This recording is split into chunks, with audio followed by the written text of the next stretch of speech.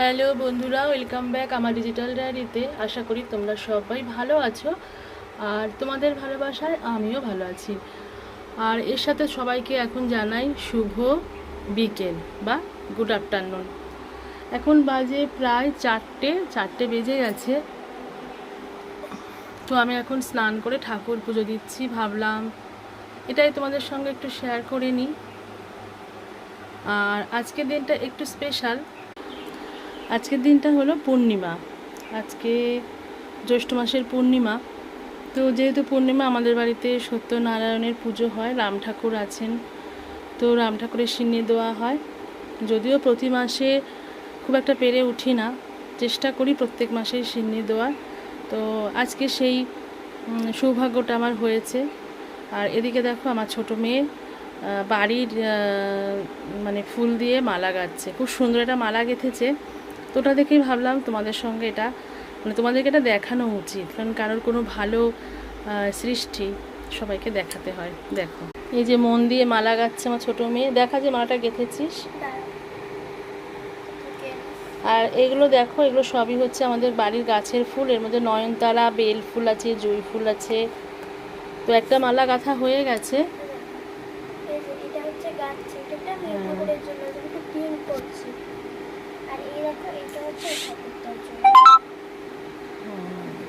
একটা মালা এই যে এটা গাঁথা হয়ে গেছে। দেখো পা লাগে না যেন নিচে।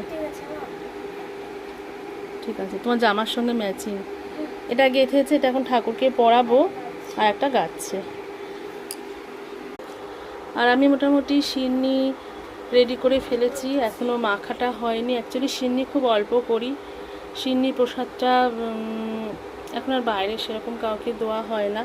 ওই করোনার পর থেকে, করোনার আগে পর্যন্ত সবাইকে দিতাম। করোনার পরে আর প্রসাদ দেওয়া হয় না, নিজেদের মতন করে অল্প করে করি।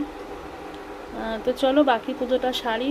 আর আমার মেয়ে মালা গাচ্ছে দেখেই তোমাদের সঙ্গে ভাবলাম এটা দেখায়। আচ্ছা ঠিক আছে, মালা গাঁথার পরে, মালা পরানোর পরে ঠাকুরদেরকে তোমাদেরকে একটু দেখাবো। একটু রাখি, আবার ব্যাক করছি। এই যে মালাটা পরিয়েছি দেখো ঠাকুরকে। আমার জগন্নাথ, বলরাম, বাবা লোকনাথ। তো ভিডিওটা এই পর্যন্তই রাখি বন্ধুরা, এরপরে বই পড়তে হবে।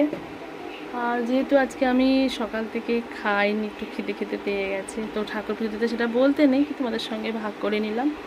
আচ্ছা এখন রাখি। আর আমার মেয়ে দেখো আর একবার দেখাচ্ছি, এই যে মালা গাচ্ছে। তো টাটা, বাই বাই।